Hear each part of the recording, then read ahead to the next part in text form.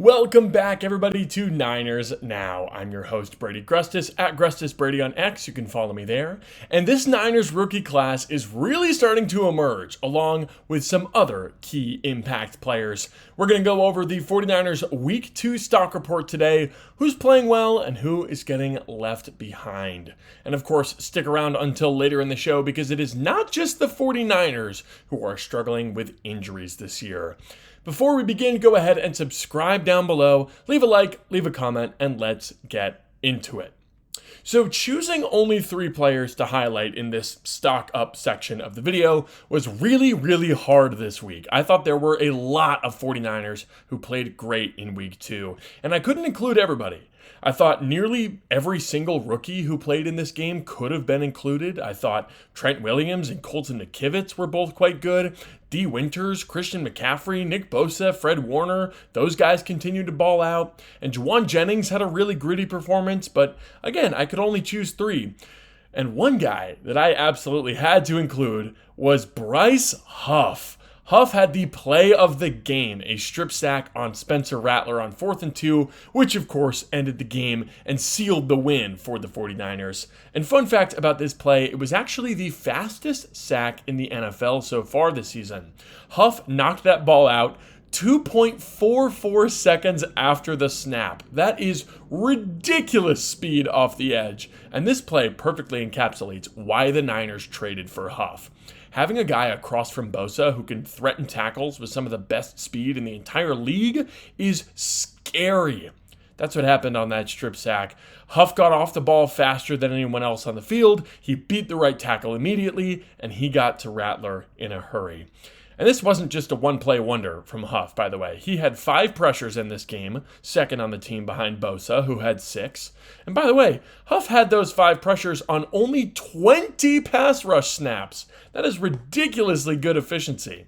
I was so impressed with the 49ers defensive line this week, especially the edge rushers. Bosa was dominant, Huff was incredibly efficient, Mykel Williams had a phenomenal game, Sam Aquanu is consistent, and Yetur Gross-Matos has been one of the most under-the-radar players on this entire team.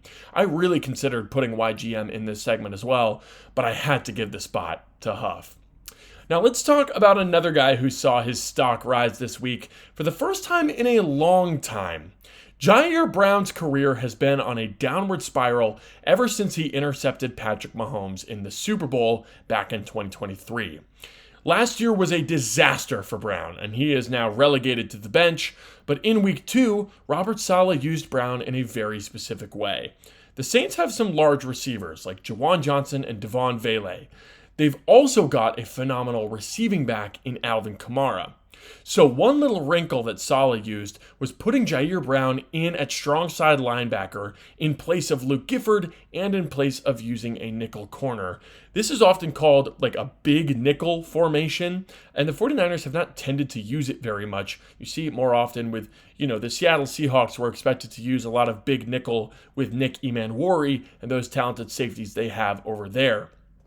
This sort of formation allows the Niners to stay big and stay stout against the run when the Saints use multiple tight ends, as opposed to, having 5'9" Upton Stout in there. But they're also prepared for the pass in those situations, with Jair Brown's coverage skills translating much better closer to the line of scrimmage. Brown almost had an interception in this big nickel role, rotating in as an underneath defender and leaping to break up Spencer Rattler's pass. For the first time in a long time, Jair Brown has a role that he can be useful in. Now, this is definitely not a permanent change, right? Upton Stout and Luke Gifford are going to get plenty of run still, and Jair Brown will mostly be the primary backup at safety. But it's another mode and another version of this defense that the Niners can throw at opposing offenses. This one with 3 players at linebacker who can cover. I mean, how many NFL teams can say that they have 3 good cover linebackers? Fred Warner and D. Winters have the 2 highest linebacker coverage grades in the entire NFL, according to PFF. And Jair Brown might not be a good cover safety, but he sure as bleep is a good cover linebacker. So big stock up for Brown, and of course, stock up for Robert Saleh for finding this niche. It's good coaching. Now, here's the one I'm sure you were all waiting for, right? The story of this game was clearly Mac Jones. Mack is another guy who's really struggled as of late in his career. He was benched in New England, thrown to the Wolves in Jacksonville, and where he threw more interceptions than touchdowns, and he was pushed to the bench. And yet, he is the next quarterback reclamation project for Kyle Shanahan. And if he looks like he did on Sunday all the time, then Mack is one of the 32 best quarterbacks in the world. There's no doubt about it. The Niners are lucky to have him as their backup for situations exactly like Sunday. I really thought that he was going to crumble under the pressure. I did. But the 49ers protected him extremely well all day long. Oh, but Brady, the Saints had 3 sacks and they forced a fumble on Mac Jones. You are correct. But on all 3 of those plays, Mac held onto the ball for over 3 seconds.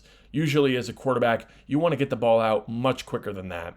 So Mac is a little bit to blame for those sacks, in my opinion, especially the fumble. He stood in that pocket forever on that play. But regardless, Mac was efficient and aggressive and composed for nearly the entire game. And like we talked about last week, this is his audition. Brock Purdy will be back any week now, and Mac doesn't have a whole lot of time left to prove that he is good enough to get another chance in this league, like Baker Mayfield and Sam Darnold and Geno Smith before him. But Sunday was a big first step. Now, although this team was largely really good on Sunday, there were certainly some players who struggled. The Saints were never out of this game all the way to the end, and there's plenty of reasons for that. One of the biggest reasons is second-year cornerback Renardo Green. Green was getting picked on by Rattler. He gave up 70 yards, on just 7 targets. 70 targets would be insane in a single game. It is early, right? But Renardo Green has just not been good enough so far this year. We mentioned this the other day, but Green has been tasked with guarding Jackson Smith-Njigba, Chris Olave, and Rashid Shaheed. And yeah, those are all good receivers, but he's just got to do better against them. Is he in Brian Allen / Ambry Thomas territory? No, absolutely not. He is not a liability. But Green is clearly a stock down guy. He just hasn't been as good this year. And of course, I'm willing to be patient because he did really improve down the stretch last year, and we'll see if he does the same this year as well. But he's going to have to improve if the Niners defense wants to really assert themselves as a top 10 or even a top 5 unit. For our next player, I've got a guy who was on the stock down list last week as well. It's left guard Ben Bartch. And you know what? It's for the exact same reason. We talked last week about how Bartch's issue was not his play, but his availability. He tweaked his knee in week 1 and he gutted through it admirably, but the best ability is availability. And in week 2, he gets rolled up on and suffers a high ankle sprain that's going to keep him out, quote, a while, according to Kyle Shanahan.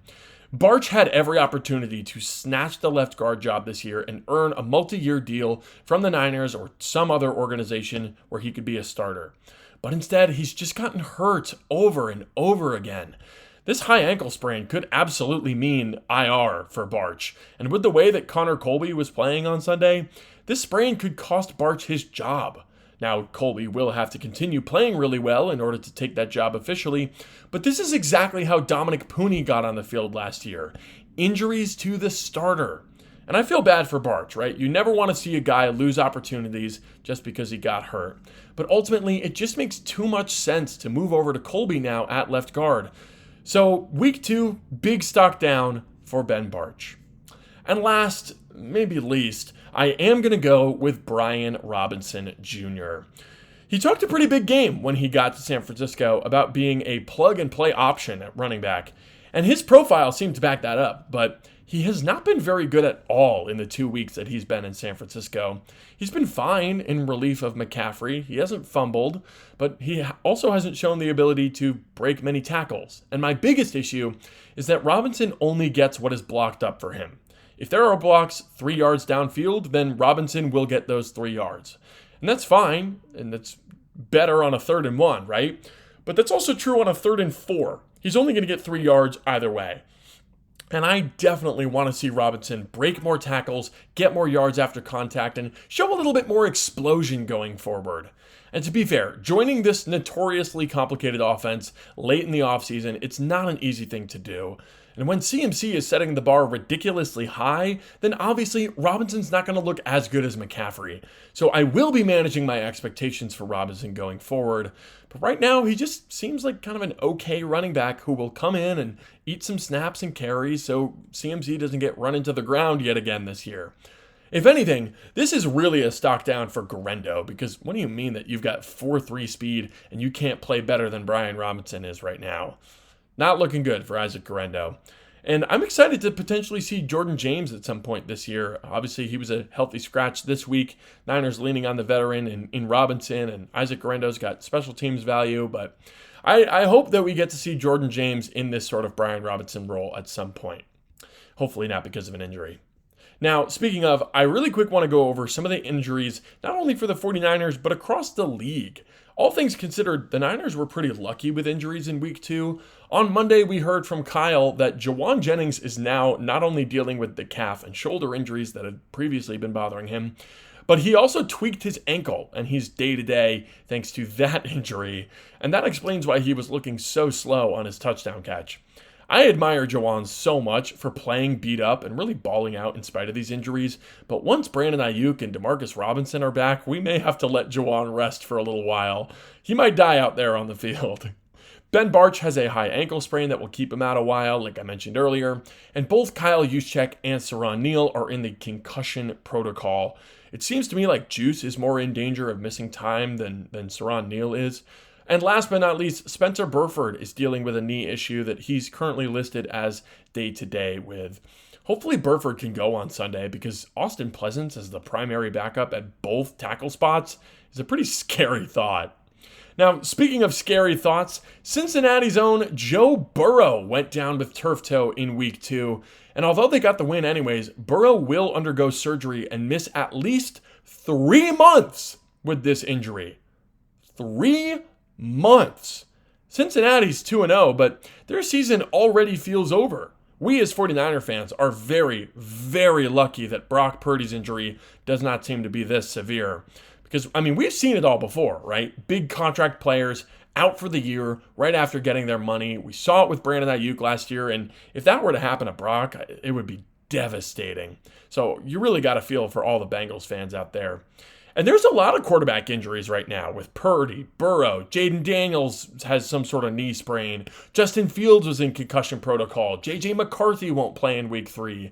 Backup quarterbacks are very important, and it already looks like the Niners have one of the best backups in the league. Shout out to Mac Jones. Now, these injury situations around the league are definitely ones to watch, especially for the 49ers' upcoming opponents. The Cardinals, in particular, are dealing with extensive injury issues to their cornerback position. Both of their expected starters, Sean Murphy-Bunting and Starling Thomas, are out for the season thanks to injuries they sustained in the summer. And in week 2, Arizona saw their 3rd, 4th, and 5th cornerbacks all leave the game with injuries as well. Second-round rookie Will Johnson, who only fell down to the 2nd thanks to his injury concerns, injured his groin. Former second-round pick Max Melton, who was starting opposite of Johnson, was carted off the field with a knee injury. And their starting nickel corner, Garrett Williams, was helped off the field by trainers and taken straight to the locker room thanks to a knee injury of his own.